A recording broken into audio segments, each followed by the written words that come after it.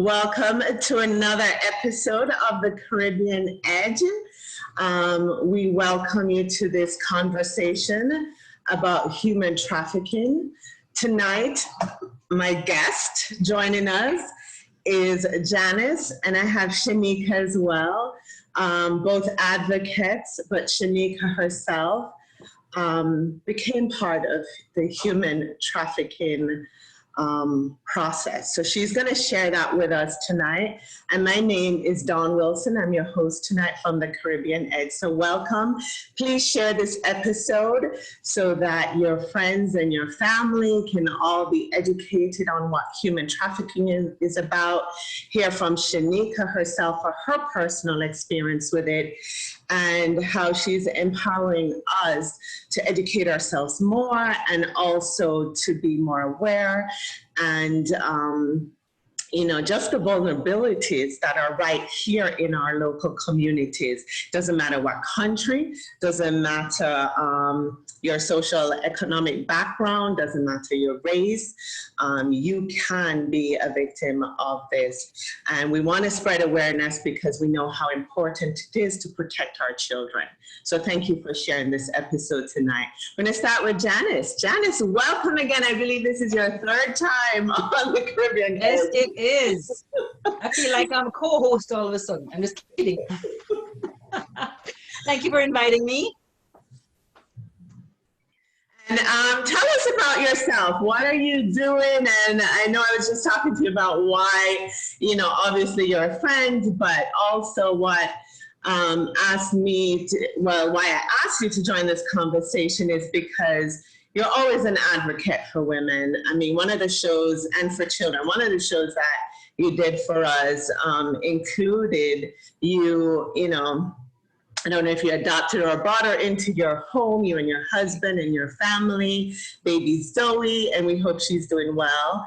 And we know that kids that were picked up by ICE can end up in a foster care system. They become unaccounted for, and your family took in baby Zoe. So tell us about that and your book that you're writing and what you're doing to help this cause. Okay, well, Zoe is a part of the family, right? And when I say a part of the family, Zoe is not mine. She has a mom, a beautiful mother, Leslie, who unfortunately some years ago was deported by no fault of her own.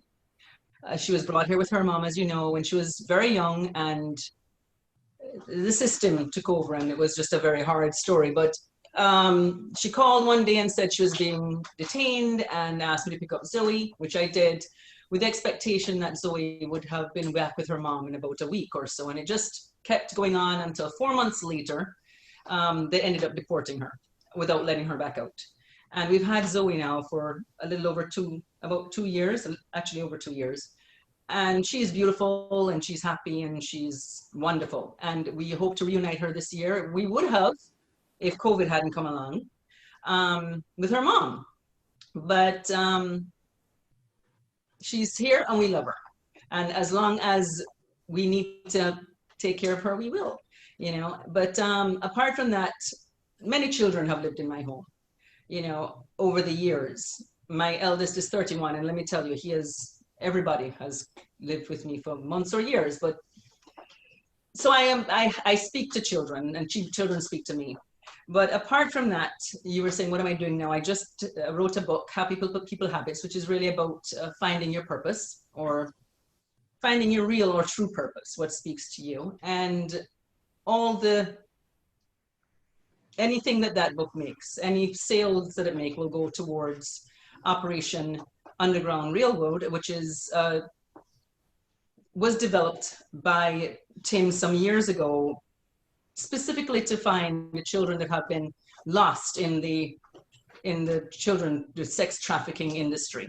So they work internationally, go to multiple countries to try and find the children and shut down the businesses that are abducting people's children and sending them into sex trade or, wherever. But so that's what I'm doing right now. And because of that, of course, when you were telling me about what the show is about, coincidentally, and it's not coincidence, it's divine intervention that just as I'm putting out the book and the proceeds are going to human trafficking, you're actually doing a show about it. So that's kind of awesome. Thank you. Thank you. And Shanika is joining us, who is a friend of Charlene Bowie, who was on this show speaking to domestic violence. And Charlene has introduced me to quite a few people for domestic violence. And it's speaking about all the things that we can learn from, grow from, prevent, bring in awareness. So we definitely appreciate you, Shanika, joining us and to share your personal journey. She's told me you're quite outspoken. We haven't spoken much about it, but let us know, just introduce yourself, where you're from, and, you know, you can start your journey with us. And just 1 second before you start, if there are children watching, I just want to put a caution out there. Make sure you know the age of your children that may be tuning into this episode, because it's a raw conversation. I don't know what Shanika is going to share except for her truth in this. So it's for us to educate ourselves, and for young children, for us to educate them. Like, my kids are old enough, so, you know, they're 20, so I wouldn't mind them watching this episode. But for our young kids, be mindful that this topic and the conversation may lead us to places your young 6-7-year-olds are not ready for. So Shanika, good evening, and thank you so much for joining us. Good evening. Thank you for making that that statement, because I think there is a conversation for the children, and I try to make it more sensitive to the ears of the children, but not exclude them at all, right? My name is Shanika Ampah. I am a nurse, a mother, a wife. I am the founder and CEO of a nonprofit organization called Guiding Light Outreach, Inc. And that organization was birthed out of everything that I lived through and I survived. And so at one point, after I kind of got my life back on track, after being a victim of childhood sexual abuse and human trafficking, I kind of looked back and said, what happened? Like, how could this happen? And it boils down to my community. And so even though people see me as a public speaker in regards to human trafficking, I know that we can't fix human trafficking by fixing human trafficking alone, if that makes sense to people. So right now I'm employed by the University of Miami. I work every day with survivors of human trafficking. That's my career. I'm also employed by Christie's House, where I mentor young girls coming out of human trafficking. Every Thursday, I do a group with them, and it's just more about empowering them to understand that what they're going through right now is not the end, that they can still go and be a doctor, a nurse, they can run for president if they choose to, right. Whatever they want. I just want my light to shine in their life, that they're not so much in darkness or alone in darkness. My nonprofit is about serving the community wholehearted, and serving anybody and everybody, and remembering that everybody is a human. And no matter where they are, just remembering that I once was there. I was once homeless. I was once a runaway. I was once a victim running away from home where I was sexually abused, trying to figure out how could this be in the place that I thought I was gonna be safe. And so I found my voice, and I am a voice, and I'm a voice to be reckoned with, because I will speak the truth, and I won't let anyone deter me from what my truth is. So. Thank you. So I want to take you back to somewhat of the beginning. Well, not the beginning, but interesting enough for you to share, like, where were you born? Like, here in America? Yeah, I'm a Miami-Dade County young girl, born and raised in Miami-Dade County. And so I like to say that part, because somehow when we say human trafficking, we think it's not us. We think it's third world, poor little countries. And when you have to say, no, Dade County, no, the city. And I remember the first time I had spoken at Charlene's Bowie's event, beautiful gala, beautiful. Nobody in the room expected to wear a gown and be crying because they had to realize that we were dealing with an issue. And that issue was that little Black girls were being, quote unquote, labeled as prostitutes, but victims of our modern day slavery. And so when I began to talk about the city of South Miami or growing up in Coconut Grove, everybody gaps, like, what are we talking about here? And we're talking about what nobody wants to talk about. And so when I began my story, I always have to begin with home, because that's where I was sexually abused. And so when we talk about human trafficking, we have to deal with the incest, rape, and molestation. We have to deal with those issues. So it's no way around those issues. And so GLOW's mission is to really fine tune and pay attention to our sexual abuse and our human trafficking crimes, because it's in our communities going unspoken of and underserved. Victims are living in the shadows, thinking that they can't be heard. And I'm not talking about a movement of just hashtag Me Too and just saying another Me Too and her too and him too and she too, because it hurts even more when it's your child too and your daughter too or your son too. Like, those are the conversations. I don't think we have those enough. I agree. Absolutely agree with that. And I know from, just trying to prepare for this show, and I'm not one for statistics at all. I want to just have real conversation with people. But the reason I asked you that question is because I know from checking on the internet, so anyone can find this, that Florida is a hot state, which most of the viewers watching, and that's alarming, right? California and Texas and Las Vegas, because of its culture as well, is a lot of, these are hot states for human trafficking. Tell me, or tell us about, I want you to speak to, you said you were molested at home.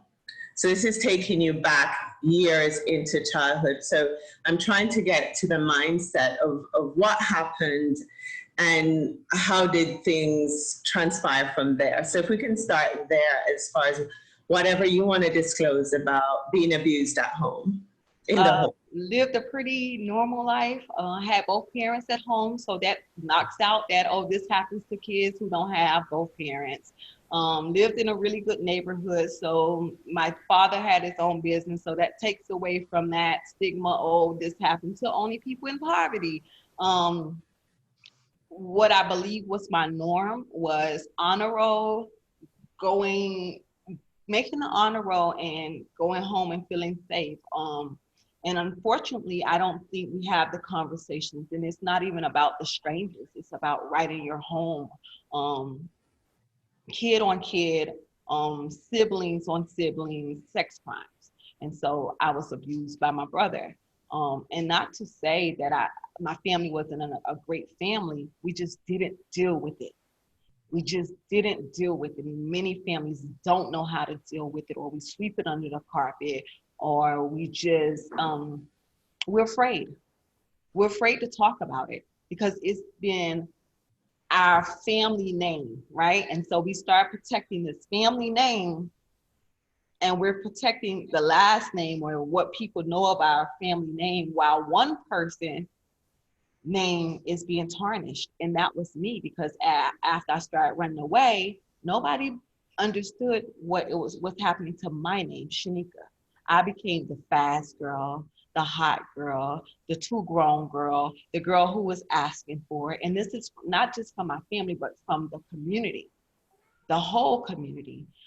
Even now as a public speaker, I get so many people from that community apologizing because they were adults then, and they saw and they did nothing. So all of the women were talking about me. And all of the moms were talking about, I'm telling their daughters not to hang out with me and that I was undateable, because by this time, from 9 years old, the sexual abuse, to about 11, that's when I started acting out. My grades were amazing. My grades were amazing in school, but leaving home, running away, and not knowing where safety was, stuff like that. And everybody in the community knew, and the men in the community knew too. They knew I had a name with them as well. And that's just what, in a community, people who knew how to take me home, people who knew my family, people who knew exactly what house I lived in. I really focused on my community. I didn't expect for this to happen from our first conversation to now, but about 3 weeks ago, one of the adult men, he's about 50, he actually apologized to me. He saw me at work one day and he said, I want to tell you that what you've done with your life is amazing. And not only are you amazing, you're helping so many people. He saw me one day and then he said he couldn't sleep. He couldn't sleep the night before. His ego was saying he didn't owe me an apology, but it was something that said, yes, you do. You have to put your manly ego down and go apologize. And I'm not a person to hold grudges, but my conversation was with him, what made it normal? What made it normal to gang rape a little girl? What makes that normal in our community? What made it normal to VHS tape it? And he also knew the police officer that had the VHS tape. I speak about it all the time because that police officer from my community told me, he's like, I saw the tape, but like more in a lusting way. And from that very moment, it changed my mindset of where would I find safety? So here I was in a community where more things were happening to me. The police officer from my community saw the sexual abuse tape with about 5 or 6 men with me. I probably went at 12, 13. He told me he saw it. He never got me help. And so the further I got away from home and the more abuse I came under, and the more I was sold, I would never go to the police. They had already known. That's what I believed. If my community police officer knew, then who would I tell? And so when we talk about my beginning began right there in my community. And so I say that because most little girls or most children, let's say children, because this is not a sexual thing. This is not a girl thing. Mm-hmm. Most children are in their community when they first run away, right? They're down the street, around the corner, not too far. They're not from their mama house on a plane immediately. And there's stories of trafficking that appears like that, but in our local communities, it's not necessarily like that. And so when I speak to community people, I want them to look for the children the way they look for their neighbor's lost dog. The same way you look for the lost dog. Let's put signs up. Let's offer rewards. Let's talk about why the dog got out. What's going on in the house that the child ran away? We do it when the dog runs away. So, wow. First, I want to say you are phenomenal beyond measure just for being here, just for what I do know that you're giving back to the community and to help others that have been abused.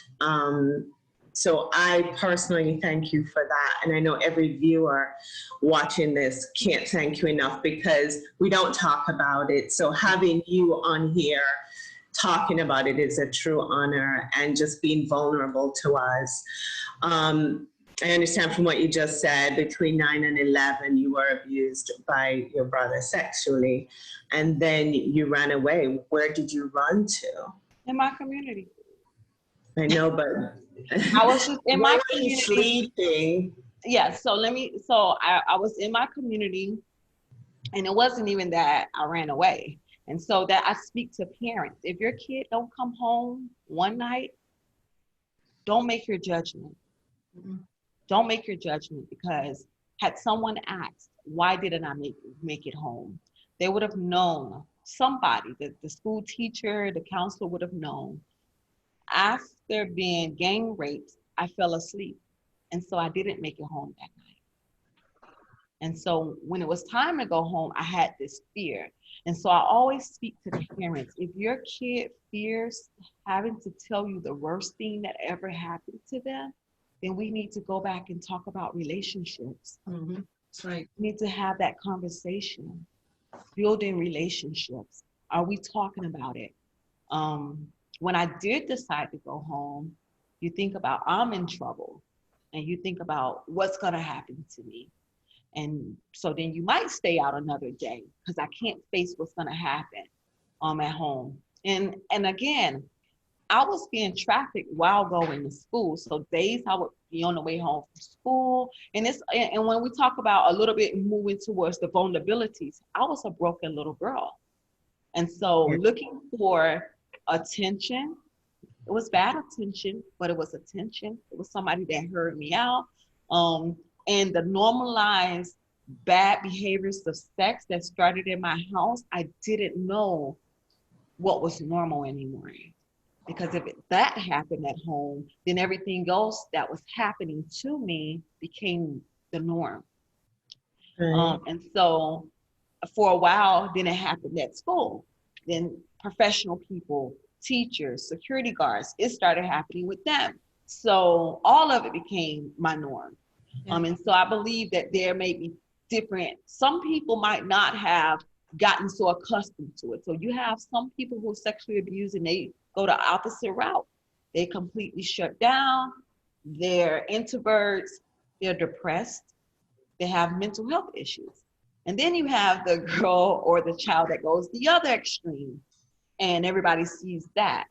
And then you have the people who get addicted to drugs, and then you have the people who commit suicide. And so when I talk about sexual abuse or trafficking, I always say we're not gonna solve those issues by only talking about and looking at those issues and those victims. We have to look at, if you see a person who's coping with drugs, you saw them. The community, and talking about community again, nobody goes out of their community to get high. The person who sold them drugs knew their family, saw their children living without their mom on drugs, and it happened right in the community. So rather than continue to place labels on people, how do we serve and help them? I talk about the word label a lot because if you ever, like in trainings with human trafficking, you will hear a term called branding. And I don't know if either one of you know that term. So you can find people branded like they're a property, like a cattle or whatever stamping that they may get. Mm-hmm. But I always talk about the labeling portion because if you buy any product from the store, there's a label on it, and that's the brand. And the label tells you what's inside of that product. And so when you're told that you're fast, and you're told that you're grown, and you're told that you would never be anything, that becomes what you have inside of you. And so then someone is able to brand you because you believe that you're nothing. And then you're sold. So you label the product with the brand name and you sell it. And so that's just what that's how I see trafficking. And Shanika, that's your experience. That's because this happened to you when you were a child. Mm-hmm. You become what you live. You learn what you live. Yeah. In other words, you didn't get a chance to see the other reality or what should have been the norm. That became your norm. So, when you start doing this to a child that's impressionable, that knows nothing else, you can't expect a different result. You can't. As you said, the only other result is that there's the introverts or suicide, which is, beyond my scope of thinking, but it happens every day. And this is exactly exactly what I'm trying to explain to people is you have to look out for the children. They're innocent. They can't take, someone has to protect them. Who's going to protect them? That's what we are here for. We are adults. We are the ones that are supposed to look out for those who can't look out for themselves. Yeah, And we are the ones who have to teach them. and that's on a holistic thing. So if we talk about the vulnerable people, not even just children, we're talking about people who are vulnerable to this situation. Human trafficking, it draws from your vulnerabilities, your lack of love, your void in your life, your social economic situation. People are being trafficked because they don't have a green card. Yeah. You know, when when I talk about trafficking, I make sure that we talk about sex trafficking and labor trafficking. We see people in this country, our country, that sells goods and services with a price tag on their head every day, right? And if you think about that, I say people are not only trafficked based on their vulnerabilities, but even by chasing their goals and their dreams. Of course. Just tracing that. I can promise you, if I can get you to the United States, that you will have an amazing life. Oh, yeah. Imagine someone saying that, and you're in a country that getting to America is your goal. It's not even necessarily your vulnerability, but it's your goal or your dream. And someone sells you that. And when they get you from where your home is, it's not what they promised you. And so I think, to backtrack a little bit, human trafficking involves force, fraud, or coercion. I want us to make sure we always have those key words. Besides the times when we're talking about anybody that's under 18 years old. And so I hear people say, oh, she chose to do that. She chose that. She wanted that. A kid can't make those decisions, right? By law. And so we have to do something. Even if a child is making bad decisions, what other options were they given? Right? And why? And why are they making those? There's a reason why. There's something, as you said, there's something deeper that's driving the decision. It just doesn't, it just doesn't happen like that. It's something that's happening at home or at school, but it's unbelievable. People don't get it. They don't make those decisions. And this is why we have to stop judging. People need to stop judging. You can't look at people and their circumstances or what they seem to be going through and judge, because you don't know. You don't know what they've been through or what brought them here or why they're in that place. Well, one of the things that you've touched on is how comfortable are our kids in speaking to us should someone do something that makes them feel uncomfortable. And that's what the traffickers go for, because you're now vulnerable and now you're controlled once they see that you haven't reported that. But like Jan said, at 9, 11 years old, 13, 15, you're intimidated by adults. And so it's not hard. It's not easy for you to have a relationship with someone unless it's been developed as a child, that your kids feel comfortable to come and talk to you about almost anything. They probably won't talk about everything, but we need to have these conversations with our kids so that they know, should someone, abuse them in any way, that they can come and we will take care of it and we will handle it. And those conversations don't necessarily take place for most people that fall into this. So Ms. Dawn and Ms. Janice, you all are Caribbean, right? And so my mom was a Southerner.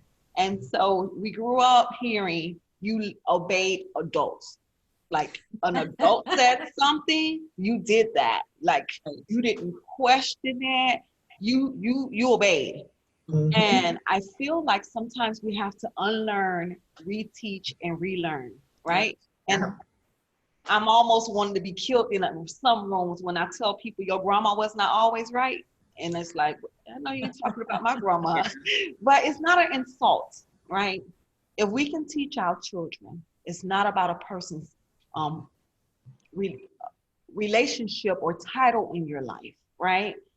I don't care if they're the pastor, your mom. It's hard teaching a kid, even if it's your mom or your dad. Even if it's the teacher, your coach, the pastor, those are people with titles in your life. And sometimes we don't teach that those titles require a responsibility. And we give these people, because they're an adult, all the control of our children.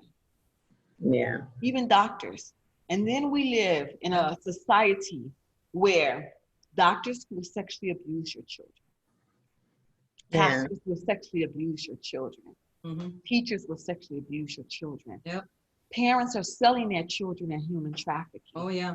And so when I walk into a room with children, it's more about what are people. We teach kids about people's character.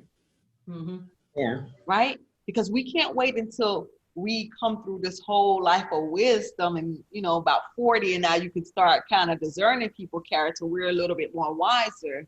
But you teach children, what are people asking you to do or telling you to do? Right? Yeah. And that goes away from the whole stranger danger, because sometimes it can be a stranger that can be one of the safest people in your life versus what you're already dealing with. Based on what are they asking you to do or what are they telling you to do, right? And if we teach children that, it'll address the adult, the mom, the parent, the teacher, the pastor who's telling kids it's okay to do this when we know it's not okay. Right. We just have to break away from some of our own upbringings and teaching of, you better listen to that adult. No.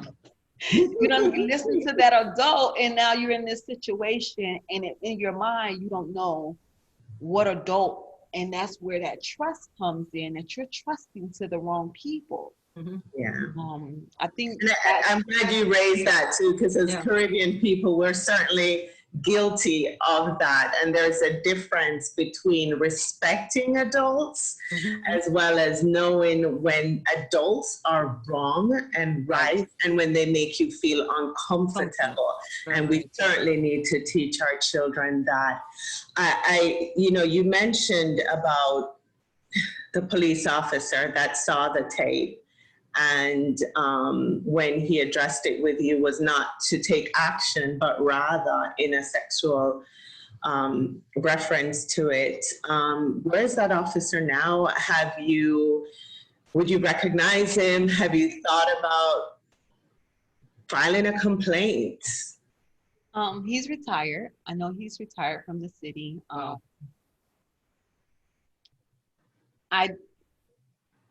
I don't know which way to take. Like, so I'm here living my life, a married woman. I take that and I try to train. And so I train a lot of police officers when it comes to identifying human trafficking victims and situations. And so I go into every room or police academy that I'm in and reminding police officers that everybody that wears a badge with them may not be on the good side. That's Because right. I also wondered, had I went and told another officer what that officer did, would it have been a cover-up? And so I try to take, again, my voice and train officers not to judge that little girl who keeps running away, the mother keeps reporting that she's missing or he's missing. And that's where I am right now with that situation. Yeah, I can't imagine, like, I'm putting myself in that situation, and I honestly can't say what I would do. I just think social media slander, hurt him, approach him. There's so many thoughts as I'm listening to what you're saying, but obviously you're the person that went through this, and I want to apologize that I am so sorry that so many people failed you along the way. I mean, I think I'm getting emotional talking about this, but it's my heart goes out to you, because I'm picturing you as this 9 to 11-year-old girl and what you went through then, and then after that, being gang raped. God, how many things can one person go through? Yeah. And then, just all these adults, and I'm hoping that one of the main reasons I wanted to do this show is I'm hoping people that are abusing young girls and young boys are watching this and can see the impact and the damage that they're doing to these little kids. I mean, when you hear about it, it's just disgusting. I was talking to a girlfriend of mine late last night from Atlanta And she said, you know, did you hear about what happened in Atlanta? And her husband had mentioned to her 40 kids, this was just last week, were found. They were rescued during a sex trafficking bust by state and federal agents. And it's called Operation Not Forgotten, because after we had the conversation, I went and looked at it. This is today. It's happening with our kids. And then it took me back to, and I think everyone within our age group must remember this, or even if you're younger, you can Google it. But the three women, young girls at the time, that were kidnapped in Cleveland, Ohio, by, his name was Ariel Castro. And one of the girls was friends with one of the girls that was kidnapped, but he kidnapped these three young girls and held them for 10 years captive, raped them. One of them ended up having a kid with him. Other had multiple miscarriages from him. That was Michelle Knight, Amanda Berry, and Gina De Jesus. And this was, like you mentioned, right in the neighborhood. And these parents were putting up the flyers that you mentioned. They were looking for their young girls. But this adult figure enticed them into his home, one with a dog. And now they've become victims. And thankfully, they were presumed dead after years, but escaped him. And, you know, he got 100,000 years in prison or something, but hung himself within a month of being jailed. So I'm totally disgusted that we have lawyers, doctors, police officers that know this is happening, mothers that know their kids are being abused and do absolutely nothing, or turn the eye, or sell their own kids as well. So thank you for sharing that experience with us as well. You know, the thing is, Dawn, just speaking to what you just said, not only do these people know, very often they are the abusers. Unfortunately, a lot of people go into these positions of trust, the priest, the police, the teacher, the coach. You know, these people we drop our kids off to for summer camp, or for soccer after school, or, you know, Bible classes. And these people have gone into these positions specifically to get in a place that they can take advantage of these children. So it, you know, and even when you say you hope they're watching, most of them will watch. It won't even reach them, because they don't have that conscience or that heart, that for them, that their sickness goes beyond anything else. Conscience does not come into play. You know, so we're speaking here, we can't even speak to them. We just have to speak to the parents, right? The brothers, the sisters, the aunts, the uncles, and the people looking out for, not just, as you know, to speak to what Shanika is saying, not just kids, but I remember when I moved to Orlando, I saw a poster up everywhere of this 22-year-old young lady that had been abducted outside of a nightclub. Her family was looking for a great family, great girl. So she didn't live a horrid past. She hadn't had any kind of abuse, but she was abducted, never to be seen again. 5 years later, they were still putting up those posters. You know, it's sad. You don't know who to trust. And to that point, you have to, as Shanika said, make your children aware. Let them know what's happening around them. You have to have these conversations, because it's a reality, and it's not in specific areas or specific communities. It's everywhere.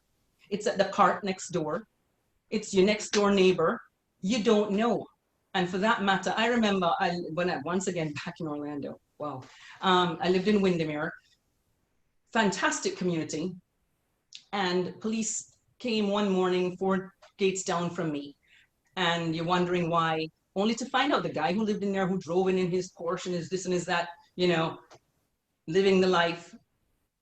He was a porn star, a porn movie film, and he had all kind of young girls, not under 18, but young people in there doing all kinds of stuff. You don't know who's living next door to you. So you do have to make your children aware of what's around them, and you have to keep a close eye. You know, it breaks my heart to know what you went through, Shanika, and to know that kids go through this every day. And it's not even stats. The stats are unreal. Yeah. I remember back then when I looked it up, how many kids go missing every day in the United States. It was about 2,000 kids a day. And I think insane. statistically, if you think about statistics, it's kind of like looking under a magnifying glass. What you see, you magnify those numbers by the unreported, the ones that had no one even mentioned that they were missing. It's worse than what we think. Some people won't have not reported because they don't even realize that they're a victim. The ones in the homes, the ones that are detained, the ones that just disappear from the system. It happens every day. Yeah. And so when we look at people who want another story or just look at the numbers, just know we have a problem. We have a huge problem. And it's not enough being done. When you think about an industry, I don't know how they got this number, but $150 billion a year industry. Mm-hmm. It's the fastest growing industry in the world today. Yeah. $150 billion. Yeah. And it's going to take, just to speak to what do we do to help people get their lives back and restore. I can tell you this, prevention is key for me because what I went through and the years that it took to restore my life, I don't think we have that many more years, right? So there's a research that says someone can really only survive human trafficking about 7 years. And from 11 to 18 years, I think that was my 7 years on the streets, right? But what people don't know is that there's a backstory. So when people use this word survivor, I think they forget that people are in survivor mode. And so you're in survivor mode, you might do the same things that you're accustomed to doing, even though you're no longer being trafficked, but this is your survivor mode. It feeds you, it takes care of you, it puts a roof on your head. And so that's why when I talk about trafficking again, we cannot fix trafficking if we're only talking about trafficking. We have to look at so many systemic and social issues. Affordable housing. So many organizations, oh, we rescued this girl and we're helping her get her life. Oh, really? And so you gave her first month rent and security deposit with a McDonald's job in Miami-Dade County. She can't even afford an apartment without prostituting to get the rest of her money. What did we do? So we have to talk about affordable housing if we're going to reduce these behaviors, right? The systemic issues of jail. Some of these women are still, or people, victims, males, females, get arrested so many times that they can't get a job. By the time someone, quote unquote, came to rescue them from this life, where are they going to be employed? I'm very fortunate. Had I gotten arrested for everything that I've done, I wouldn't be a nurse.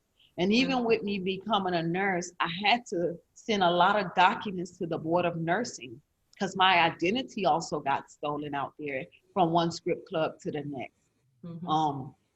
So we have to think about our jail systems. Another place you have to think about, the mental health institutes. Most of these people go to a mental health institute multiple times and go unrecognized as a victim. But that's the way that they're, especially the children. And we're not focusing on that. We're not focusing on mental health, but they're there in our community. And so I'd say to people, until we can really focus on our social issues, we're not going to fix human trafficking because we're not giving them a place or people a place to survive and live and get their lives restored holistically. So we want to thank all the viewers that are on and commenting. Wow, everyone's just thanking you for being here.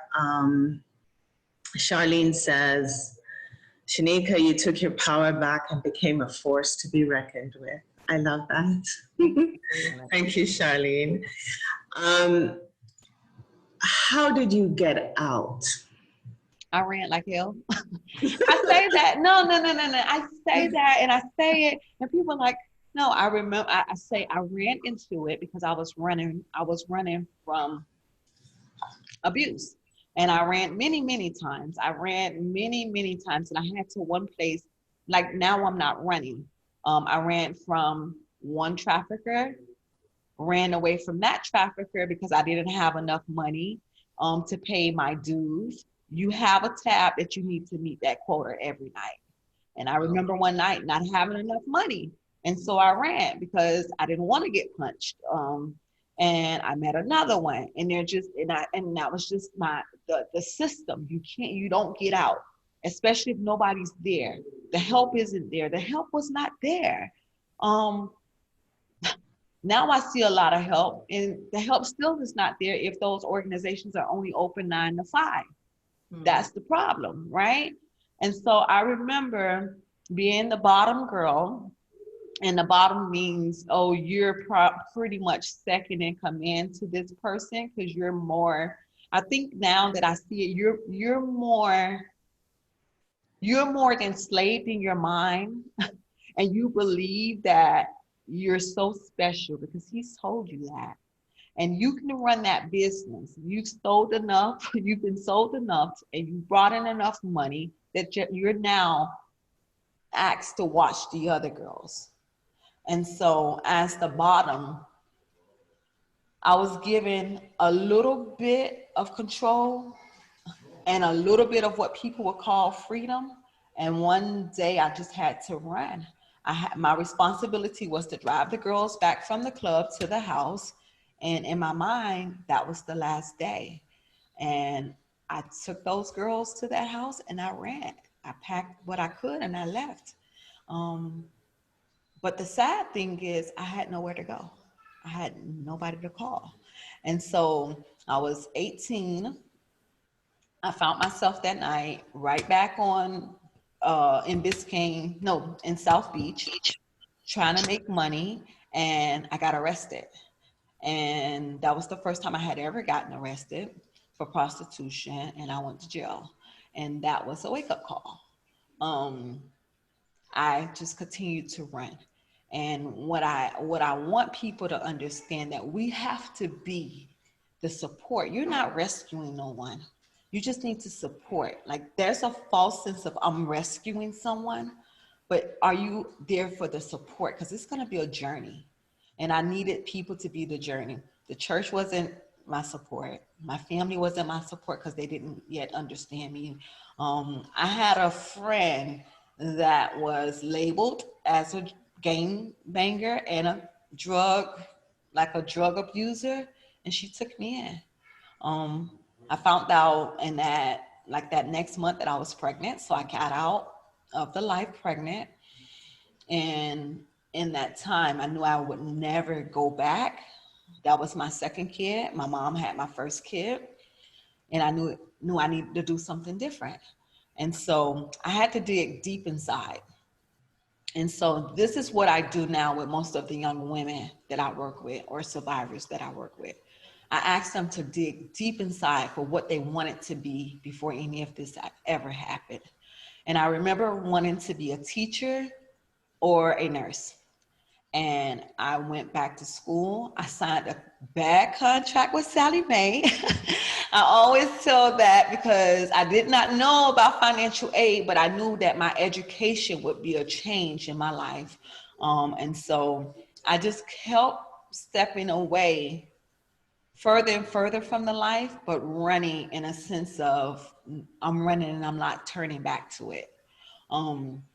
It's not easy. It's not easy. And so when people think that this is easy, oh, why she just didn't stop yet? Why she still doing it? It's not easy, especially when you don't know your values and you don't know your worth. You don't know how you're going to get money. You could continue to return back to the same things. I can tell you that even when people didn't see me no longer in the strip clubs or on the corners, that I was still selling myself. But my clientele was now county employees, school board employees, and it just looked different, but it was still the same thing until I made up in my mind that their money was not good enough anymore. And so how did I stay out?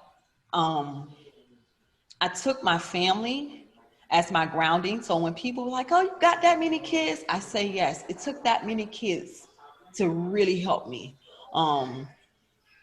And my education. And I'm still in school now. Like, I'm still pursuing my schooling. As an LPN now, I'm still going to school because it's my way out. It's reminding me of me and who I'm purposed to be. And so that's how I got out. I ran like hell. I couldn't turn back. I couldn't look back. And it cost me a lot because I didn't know where I was going. I didn't have the support. I had to deal with trying to rebuild my family relationship, never wanting to go back to my community that I grew up in, and trying to be able to walk with my head held high. That was a struggle. Mm-hmm. Learning to adapt to, it's okay to walk next to a street and not feel that you're a product, you know. And so to get out, it's in your mind. And I say that because I want people to understand that the bondage and the slavery can also be in your mind. When you see the imagery of human trafficking, you see chains and you see cages, and that's a misconception. Because if you enslave someone in their mind, you don't ever have to enslave them in a cage, right? Because they're already captivated. And so if you enslave them by getting them addicted to drugs, do you ever need to put them in handcuffs? And so most of the women that I'm currently working with, that's the issue. We don't see chains. We don't see men grabbing them off the street, but they're addicted to all types of drugs. And so they have everything that it's going to take to manipulate the situation when it comes to their freedom. And so when we say modern day slavery, it's not necessarily whips and chains. It's poverty, it's a drug addiction, it's a place to live, it's my codependency because I was sexually abused as a kid and I'm looking for this savior of a man. It's so many more things to it. So being out means empower my own mind to be free. You mentioned rebuilding that life with your family. And even though you were so hurt through all this, and that's your first memory of when your life changed, what's your life, what does that look like now? Like, have you spoken to your brother? How did you rebuild that relationship with your mom, your dad? You know, what's that like now? Are you still working through that? Because that's a lot. I think it is a lot. So I'm on this journey. I'm on this continuous journey as I'm thinking and putting my mind around writing books. One of the things is really addressing the silence of the family, right? We can't be silent anymore. Unfortunately, my mom passed when she was 49. I was like in my 20s. So we really didn't get to hash out our relationship. But in my 20s, I really felt a sense of forgiveness because she too was also a victim of abuse. And so I speak now as her voice. I speak now reminding myself that her life was stolen. I feel like she died in her own silence.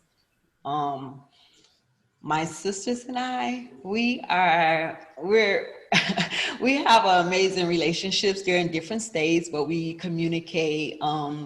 They realize that it wasn't me. They support me in everything that I'm doing right now.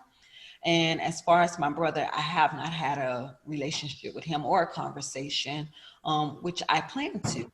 I believe that he needs to be set free from that quote unquote undealt with secret.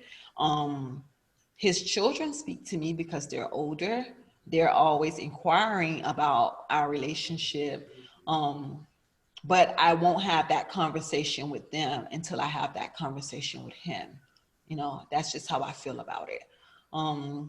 And then I have my 9 kids, right? And so that's where I get my own little family, big family, right? And along with my husband, that's my family. And I try to make sure we're rooted and we're grounded and we in these hard conversations, because you have to say what happened to you. And you have to say why mommy do what she does. And they also go on a lot of events with me when we're out in the community, and they hear this multiple times. But it's not for them to be afraid. Even this conversation, thank you for your platform that people can hear, because these conversations were being had at conferences that if you didn't get a ticket, you didn't hear, or we're having these in human trafficking task force meetings that if you weren't a part, then you didn't hear. But even with the pandemic, it said, we're gonna shift and we're gonna bring this to you any way that we can. And now we're having this conversation. So whatever your platform is, people can share and they can deal with anything that they're dealing with, and they can reach out for help. That's the most important thing, because sometimes we're scratching the surfaces of people's wounds and they don't know where to get the help. And so we extend ourselves. Guiding Light Outreach, Shanika Ampah, I extend myself to anybody that needs help. If this conversation struck up anything for them, like, let's make sure that we share the information that they can get help. Sometimes parents have not dealt with their trauma, so they don't know how to deal with their children's trauma. Yeah. And in our communities, we didn't tell our secrets to therapists. We prayed about it, and we hoped that it went away, right? But when it didn't, we still didn't deal with it. And so I tell people it's okay to have a therapist and Jesus and speak in tongues, right? And so it's okay. If they hear this video, I want them to know I am an ordained minister. I was given an honorary doctorate degree in ministry. But I also know that therapy works, and having a true support system works, and you're not too old to get the help. I think sometimes most of the people that I have to help are older people that didn't deal with it. Yeah. I've gone into churches where we're sitting there, we know how to do everything just right, and we're so broken. And when we have this conversation, and it's time to have this conversation, it hurts. It hurts. And it's not even about the human trafficking. It's about you being a survivor of childhood sexual abuse that's not dealt with. Wow, you are, like I said, powerful beyond measure, because just having this conversation with her, right, Jan, is so, it hits home for so many women, for so many parents, men as well, that may go through it. For me personally, certainly hits home. I've done a show myself on domestic violence as a kid, being abused by my own dad. As a young girl, and what that was like. So speaking out about my journey, but as a Caribbean child, it's hush hush. We don't talk about it.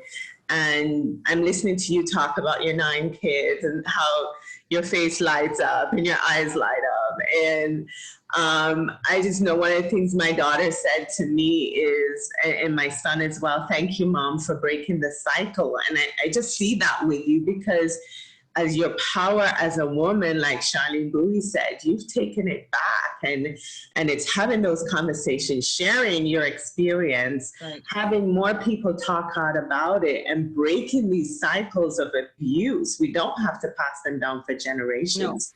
No. For me, I put them on blast, a lot of these people that are doing it. Jan, anything resonates with you based on... A lot resonates with me, and I'll say this: that hats off to you, Shanika, because one of the things that that must be mentioned here is the fact that you have moved on. And a lot of people, a part of the problem is that they keep reliving the past. And I don't mean speaking about it, because you need to speak about it and spread it. But they keep themselves, as you said, mentally enslaved in either their childhood or their abuse. They don't deal with it, and it controls their life. They don't get to move on. They don't get to get married and have the career or help others, because they become, as you said, mentally enslaved. Even when they're out of it, their lives are just destroyed by it because they can't let go of it. And that's even with speaking about the police. You've dealt with him, and then you kind of have to leave him behind, because if you keep looking back at him too much or wanting to deal with him, then you can't move forward. And that's amazing, the steps that you've taken in your life, and phenomenal. And another thing you said is you found your passion. You knew what your passion was. You wanted to be a teacher or a nurse, and that's what you went after. And that's what people need to understand. They need to find their passion sometimes to get out of the situations that they should not be in. And it's not just child abuse. It's some people live in very toxic marriages, relationships. Abuse comes from so many ways, and people stay there because they are mentally enslaved. Even if it's not the drugs, it might be, I'm afraid I can't make the income, and they stay in a position of pain, a position that's just unhealthy because they are afraid to get out. It's a mental slavery. Yes. And they need to find a passion. They need to find their purpose so they can actually have a life that they are happy with. And I take my hat off to you, because you have dealt with, wow, what they make movies of, and come out, you know, not just being able to help yourself, take care of your beautiful children, but every day you help people in the same position. That's fantastic. Really, God bless you. Thank you. I'm humbled. I'm humbled. I feel like when I became a nurse, I was always an advocate. I was advocating for elderly people, and I was the nurse that got on the DON nerves. Like, if you didn't pass your meds, I was the nurse gonna be like, you didn't give our patient her meds. Yeah. And then God found the way that my passion and my career kind of made a marriage. That's what I call it. Every day when I wake up to go to my job, it's where my passion and my career married each other, and it allows me to do it. The healthcare system, being able to provide healthcare to people who have been mentally abused, physically, sexually abused, dealing with that internalized abuse causes so much health issues, right? And so I'm there with them. My job is amazing because I get to go on every appointment with them. So they're not going to get their pap smears alone. I'm getting there, and I'm there in those rooms while they're getting their pap smears. I'm there when they're having a baby for the first time outside of this, or getting pregnant and delivering a baby that you don't know who the father is. I get to go to the ultrasounds. I get to support them. I get to go to court with them, fight with them, to see if DCF is going to allow them to keep their children. I'm very grateful because my job knows my passion. And so they don't really set boundaries. If I say the nurse is going to court, they let me go to court. I'm going to court today. I'm going to the shelter to do a visit. I love that part about my career, because this is some of the stuff that I was doing through my nonprofit when I worked night shifts, right? So I would take my days to do this, and now I'm doing day shift and I can be home with my family, but it still allows me to support someone who's still trying to figure out their next path. Yeah. How do we help people? And this is for people who think, how do I get involved, or what's really happening? What is restoring their life looks like? If you're trafficked to Miami-Dade County, so I was here in my city. I've been trafficked almost to every state in the United States, but then brought back to my city, right? But we have people that this is not their city. They were just arrested here. And so they get out where do they go? And so we do have shelters, and this is so I can make sure I provide some information for the watchers and the viewers. We do have some shelters that house, not a lot. I'm not going to tell you. We for the $150 billion that this industry makes, we need money. And so we have, if for people who's in Miami-Dade County, we do have a shelter here for some women. Another, like 2 other houses. Not many shelters for the men, the male population, or the LGBTQ population. They get their own labels. So the same way I got labeled for just being a fast girl, imagine the label that they get for being weird to the people who say we're normal, right? And so there's a gap in services for them. I sit on a board that serves that particular population. And you have to go in, even though I'm a Christian, I go in with just the love of God. No judgment. I remember sitting on a platform in a panel and sitting next to a transgender female that said, Shanika would get more help from a Christian because she's a female than I would from a Christian because I'm a transgender. And as a Christian, I want to make sure that anybody that needs help know that we're going to get you the help. Looking at you laying on the ground homeless, you dressed up in a dress, you L, the G, the B, the Q, whatever you identify as, will not stop the help that we're going to try to get you. And that's only being fair.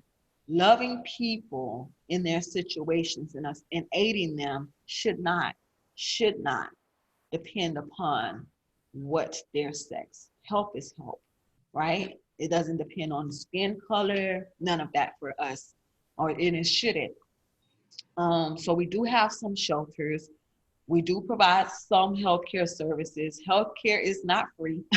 It's not free. So some people qualify for Medicaid, some of them don't. Some qualify for like a Jackson card after they get financial assistance, some don't. And so some don't get the care that they need. Some nonprofits probably would pick up a tab, but imagine the expenses of that.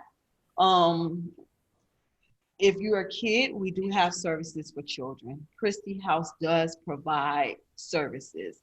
If you feel that your child is high risk, have high risk behaviors for human trafficking, quote unquote, whatever that may be, running away, engaging in sexual behaviors, you can get help for your kid before, and they'll sit in on groups that's geared to help deter them from going further into that lifestyle. So that's Christie House. I don't have the numbers, Ms. Dawn, but just the names of these particular organizations. Every day is a task, and we're fighting against evil. That's what I say. And Ms. Charlene Bowie always told me, people understand that one person is their money. And so when you help bring that person out of that lifestyle, you're taking away this person's money flow, quote unquote. Right. And so we're fighting against the evil. It's deeply rooted. Yeah. Human trafficking does not just lay on the surface within our communities, but we have a responsibility to those within our community, because we're not going to go to Washington and change the pedophiles' minds. That's there, but they're there. Just want to let us know, have that truthful conversation. Ms. Dawn, I do want to put say the National Human Trafficking Hotline. And that hotline is it's used because that's where all the calls go into this call center. So even though you can call me at Guiding Light Outreach, I'm more of a support. Ms. Shanika, I think I saw this. I will come and support. Ms. Shanika, I got this young girl. I will do the support, the wraparound services, the follow-up. I go above and beyond. I tell people, call me whatever time you have to call me. But for the trafficking hotline, if you think my neighbor down the street may be doing something, don't be afraid to call. I'd rather you make the call and save somebody's life possibly than not to make the call and leave that person in a bad situation. So I want to provide that number. It's 1-888-373-7888. That's the National Human Trafficking Hotline. Whatever you see. I don't know how much time we got this done, but I always like to make people a challenge, right? And I know this is a conversation. You just don't bite it off, right? Because you got to be able to chew it and digest it and go to sleep tonight, right? So that's how I kind of talk about trafficking. But I also I say everybody has a responsibility, right? Right. When I go into high schools and I'm teaching this to young kids, I give them responsibilities because they know the stuff adults don't know. And even though we want them to be open, they still going to know the stuff that we don't know on the level that they know it. They know which apps. We don't know. All my kids got an iPhone. I got an Android. Yep, me right? too. So you give them the responsibility. I give them the responsibility to be truthful to their parents. I give them the responsibility to be upfront what's going on with their friends. If you know your friend is in a relationship with an older guy, that's not a secret to keep. That's not a secret to keep. So I give the kids the responsibility of reporting that. Don't tell no lies for your friend. If you know your friend is not spending the night at your house, don't call her mama and tell her mama that she's spending the night at your house. If y'all skipping school, don't skip school. If you're home alone, let's talk about now that you're home alone on social media, in case children are watching. Who are you friending? Who are you talking to? Who are you accepting friend requests from? And who are you meeting up with? And I can guarantee you, no older guy likes you that much. He's there for a reason. When I talk to adults, we have to be open to listening. We all have a responsibility, I said, right? And so when we talk about trafficking, and we're talking about human trafficking as sex trafficking and labor trafficking, I challenge everybody to look in your community and see what you don't like in your community. The sex stores, what's going on in those sex stores? The massage parlors, what's going on in those massage parlors? The nail shops. Our money, that $150 billion, that includes some of our money. We got to know what products we buy and how are those products produced. You can speak volume by how you spend your money. Do your research. Nestle chocolate, oh, you love it. You love it. But go and see who's enslaved to collect cocoa beans. We have a responsibility for everything. Let our money speak. Take your money out of the industry. Take your money out of the circulation of human trafficking. Don't let your money help fuel that industry anymore. Do our research. Be wise. Be wise with our funds. That's just giving everybody a part to play in the solutions, right? That's just, we can do something. In our communities, abroad, what we choose to buy here in our little privileged country of the United States of America is funding human trafficking in places like Africa. Don't you see them as human beings as well? We're so privileged. We're so privileged that our clothes, we don't even care who made those. We don't care how much they got paid. We want to see human trafficking in a tunnel view, but it's affecting a lot of lives. And so we have to do our part. Be proactive. That's all I would say. I don't know. I would answer questions. I'm not shy. I want people to have the information. I want people to have the information. If they want to ask me a question, ask. This is where we're gonna share and learn. and be wiser about what's really happening, right?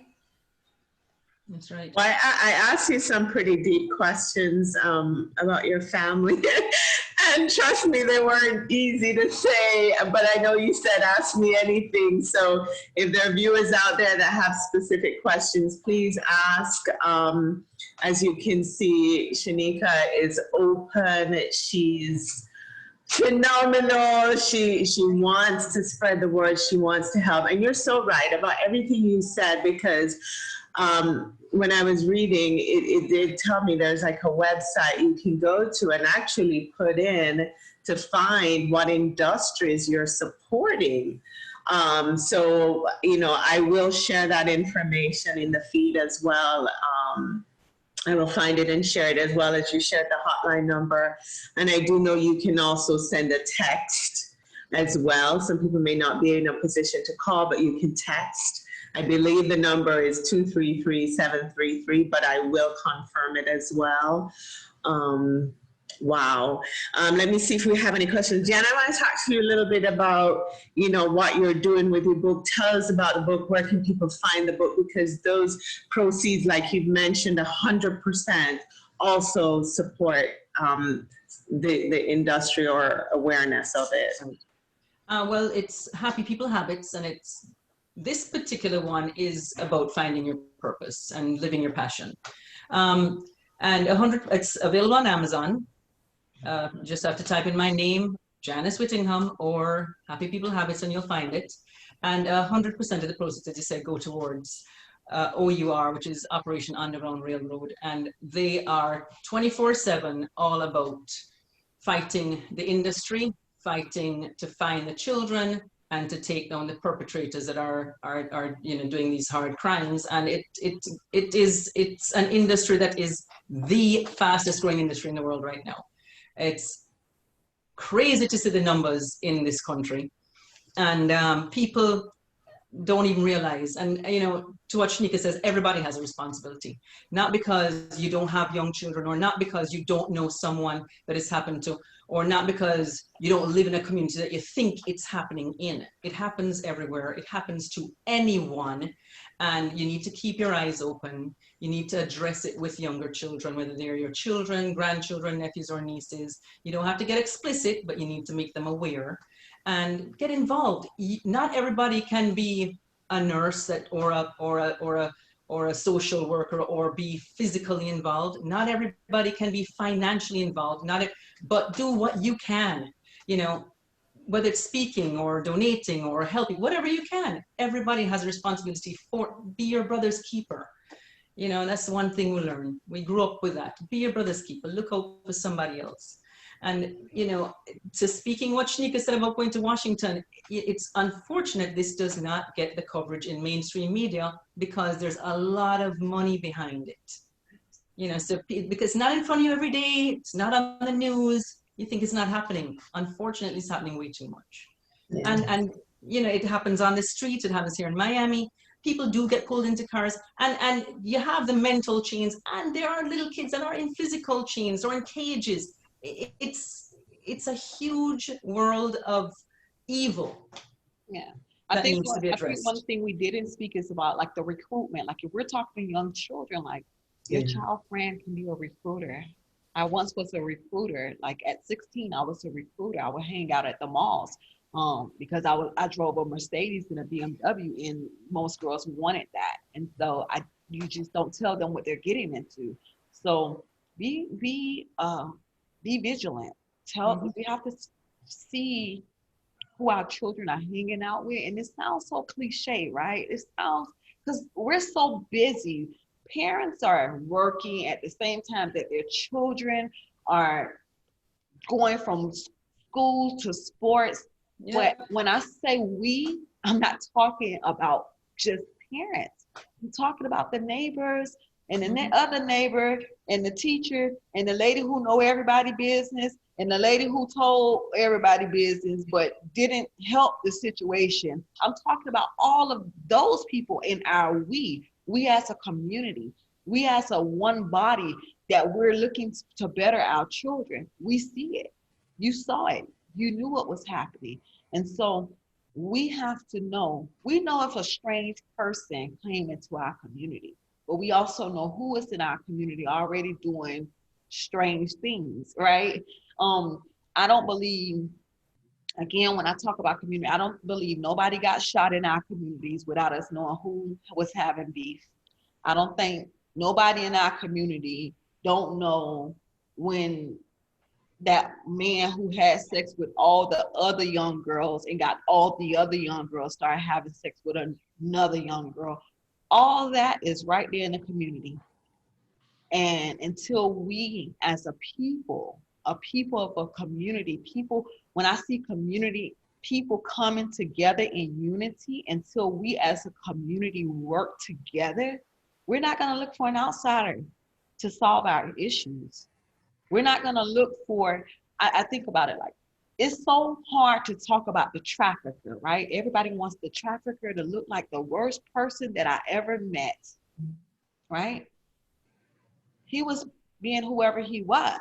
But what about the uncle of the child and the daddy of the person that was my friend and went to school with me? They were right there in the community. So how could that person, the trafficker pimp, be the worst person I had ever met when the people in the community knew everything already? So we have to heal our community, fix our community, restore our community, take care of our community, and get back to a community mindset. Be a lighthouse. And so that's what GLOW is about, right? I think every neighborhood deserve a lighthouse, a GLOW. Like, I can't be everywhere in every place. But if I knew, imagine if the children in your neighborhood knew, if I can just get to Miss Dawn, I'm going to be okay. If I can just go talk to Miss Janice or go to Miss Janice's house, she's going to help me. Yeah. We need those types of people in the community. And structuring that with proper training, giving them the training, giving them the support that they need to be a lighthouse. So I'm going to ask you some more tough questions. I want to ask you about two different things. I want to ask you about going more in depth about the recruiting process. You would go to the mall, and I also want to talk about the men, the adult men that are fathers and everything else. I think we need to hear this right now. So let's start with recruiting. You were young, obviously already in the process. You had BMWs, Mercedes at your disposal. How do you recruit young girls? What are you looking for at the mall? Vulnerabilities. You know the same vulnerabilities. The ones that want a friend, the ones that don't belong, the ones that are thrilled by that lifestyle. And because my trafficker, that was my third trafficker, I call them pimps because I was introduced to a pimp. He owned the club, but it was the after hours, and I can tell you exactly where it was at. And I usually say this so people can know we're not talking about like a place down a dark street that nobody goes to. The place was located right across the street from where Miami-Dade College North is, in our community, across the street from a community college. And so that was the after hours. It stayed open all types of hours. It opened about 11, 12 to the next day. And it was a one-stop shop: drugs, girls, dancing, alcohol, gambling, whatever happened in there.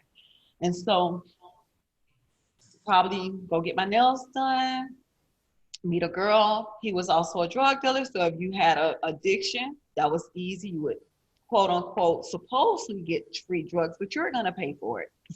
You're going to pay for it.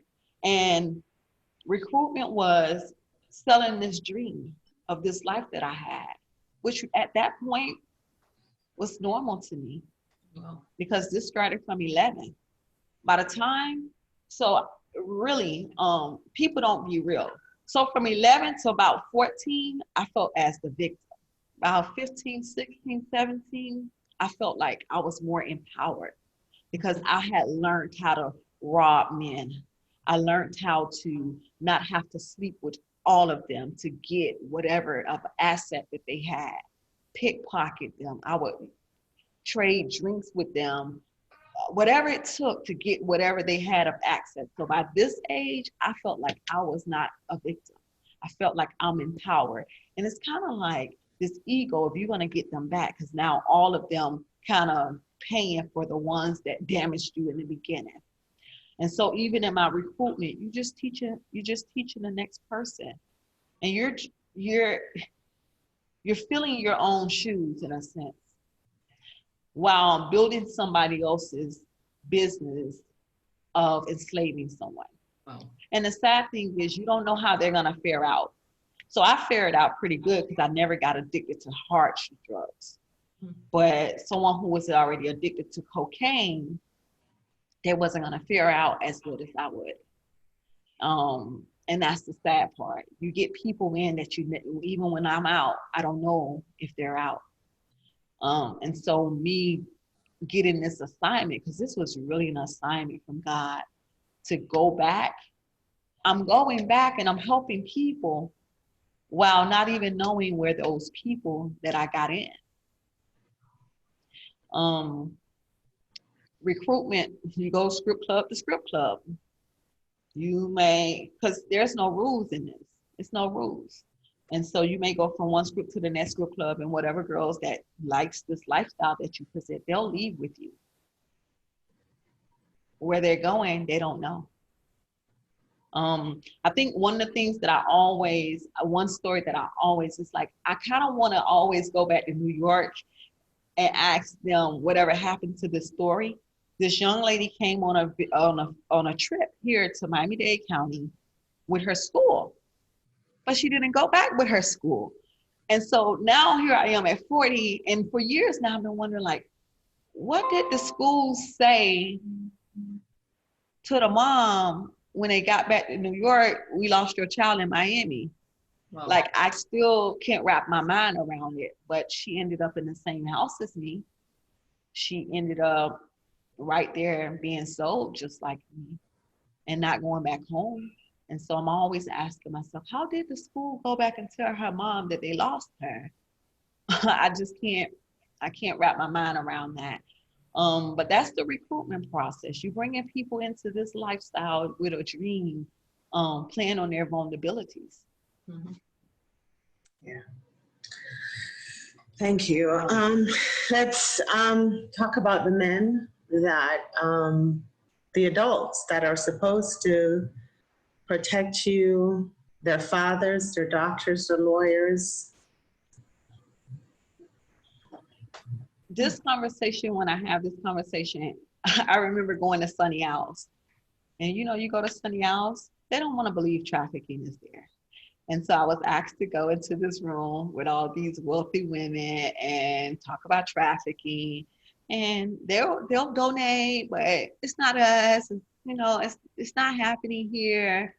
And then, one day I'm just like, you know what? I'm so tired of this. I don't know how to get you to understand that people are not taking your children and asking you for ransom. They'll take your daughter who you left behind while you were traveling the world, and they'll make more money from your selling your daughter than asking you for ransom. Befriending your daughter, making her believe that you're the worst parent ever. And that kind of worked for some of the women in the room. And they were like, oh my God, oh my gosh, like this is a problem. And then the other ones that didn't work for, because I'm not a person that's just trying to tug on people's emotions. I give you what it is, the truth and the facts, and you take whatever suits you. The rest of the women, you have to tell them, if you don't believe it can happen to your children, then I would tell you that it's probably your husband that bought me before they got home to you in your beautiful home. And it's a bold statement, but it's true. On Southwest A Street, most of the men had suits on, drove nice cars, stopped and called their wives and checked on their children before they bought the hotel room. And even though some people want human trafficking to look like, sometimes you see people getting arrested, especially in Dade County, these low-level people, but there's money behind this. We didn't get to $150 billion by just nobody's doing this. There's money funding this. And so these people can be very productive people, but they're living whatever, I don't know, whatever that is that says, I have to buy sex before I get home. I have to engage with somebody else's child. And for the community men, so the guy that I told you all about that apologized to me, he remembers specifically that his wife had it out for me. That was still her husband, but she would find me and tell me all types of stuff, knowing that her husband, and she had children. I think he has a daughter, I'm 40, he has a daughter that's like 38, 39. We went to school together. But he remembers his wife being more upset about, to me, the little girl. And so he can recall all of these people, somebody's dad that goes home every day, but would still sleep with a child. And that's the conversation for our community and for the people in the community. What normalizes that? Why somebody else's daughter? But those are the people that says, if anybody ever touch my daughter, man, no, it can be your daughter. It can be your daughter. And if we say, and we speak on that sense, the same way that you're an abuser, it can be your daughter. If you want to talk about domestic violence, it can be your daughter. You know, that's just how I deal with community stuff. It can be your daughter. It can be your child. It can be your son. I don't know. I don't think we've had the conversation enough to say why. Why was this normal? Who normal? What made you so manly? What told you that with your penis, you became so manly because you slept with a kid? Like, that's the correct question. That's the question that we have to have. Like, I would dare to be in a room as the person who was interviewing all of these people who have done this and say, what made you manly? What was manly about it? Yeah. The conversations will continue. You have opened our eyes to so much tonight. We can't thank you enough for sharing your journey, as difficult of a life that you've had. I am so happy that you became a nurse, yes, that you have your amazing journey, the second half of your life, so to speak, to glow about, to smile about, to help the elderly that definitely need you, because there's elderly abuse as well. So you can love and give back more love than what was bestowed upon you. And that you're now married with a husband that supports you and allows you to have these conversations that not a lot of men, they would probably want to keep this a secret. But I can tell you that what you are doing amazing things by using your voice, by speaking out to women, by speaking out to communities, by bringing awareness to fathers and mothers, because we all need to be aware of what's happening in our homes and with our children and our communities. And I personally can't thank you enough. You've enlightened me personally on so many levels, because I will be having those conversations with my daughters. I already started based on research, but this is real for me. Jen, what about you? I know. Oh yeah, I understand 100%. This is real. This is I have these conversations, and mine are young, but I don't get into details, but I let them know what they have to be aware of. Yeah. And that they don't go anywhere alone. You know, and if you look out for each other, all the little things that you have to teach your children. Yeah. Have to, because this is a rough world we have brought them into. Yeah. Yeah.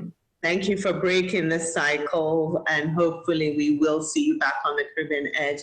We will share both your links for the amazing work that you're both doing. Jan, I mean, you've attached yourself, your book. Congratulations on that and its success. Yeah. I see it online, all the friends in the community supporting that, and the cause that you're giving 100% to, which brings even its awareness there as well.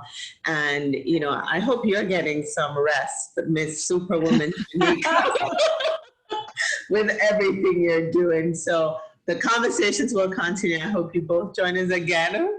Thank you. Thank you for having us. Thank you for having us. Shanika, it was amazing hearing your story. Thank you for sharing, really. I mean, amazing. Thank you. Thank you. Any parting words for you, Shanika? I don't know where your video is going to land. So I always say this. Technology would take this across the land into the hearts and the minds of the people that need to see it. I hope it empowers someone. I hope it brings some light as I continue to let my light glow. I hope it brings light into somebody's life. If it finds its way to someone that needs to get out of human trafficking, don't be afraid. Don't be afraid to get out of your shackles. Don't be afraid. Be loose, be free.